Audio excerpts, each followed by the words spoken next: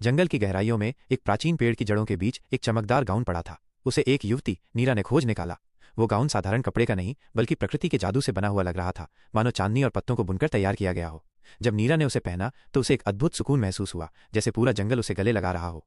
पर यह गाउन सिर्फ एक पोशाक नहीं थी, ये एक छोटा सा घर था। इसकी मुलायम सलवटों में एक छोटा सा खरगोश रहता था, जो कभी कभी कॉलर के पास से झांक कर नीरा के गाल को सहलाता। गाउन की जेब में दो चिड़ियां रहती थीं, जो हर सुबह मधुर आवाज में गाना गाकर नीरा को जगाती। उसकी आस्तीनों में एक कोमल हरा सांप लिपटा रहता था, जो कभी डरावना नहीं लगता बल्कि एक सुंदर कंगन की तरह प्रतीत होता। नीरा जब भी जंगल में घूमती, गाउन के सभी जानवर उसके साथ होते। एक बार एक बड़ा भेड़िया उसके सामने आ गया। नीरा डर गई, लेकिन तभी गाउन के सभी जानवर सक्रिय हो गए।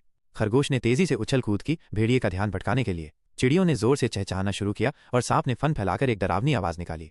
भेड़िया इन सबको देखकर घबरा गया और वहां से भाग खड़ा हुआ। इस घटना के बाद नीरा समझ गई कि यह गाउन कोई साधारण पोशाक नहीं बल्कि एक जीवंत समुदाय है। ये उसकी रक्षा करता है और बदले में उसे भी उसकी देखभाल करनी है। वो हर रोज जंगल में घूमते हुए अपने गाउन के लिए ताजे फल और फूल लाती, जिसे सभी जानवर मिल बांटकर खाते। एक शाम जब नीरा पेड़ के नीचे बैठी थी तो उसने महसूस किया कि गाउन की दुनिया और बड़ी हो रही है।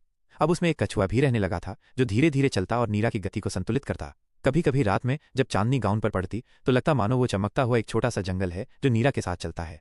नीरा ने कभी उस गाउन को उतारा नहीं। वो जान गई थी कि ये उसकी जिम्मेदारी है कि वो इस छोटे से इकोसिस्टम की रक्षा करे। और इस तरह नीरा और उसका गाउन जंगल में शांति और सद्भाव का प्रतीक बन गए।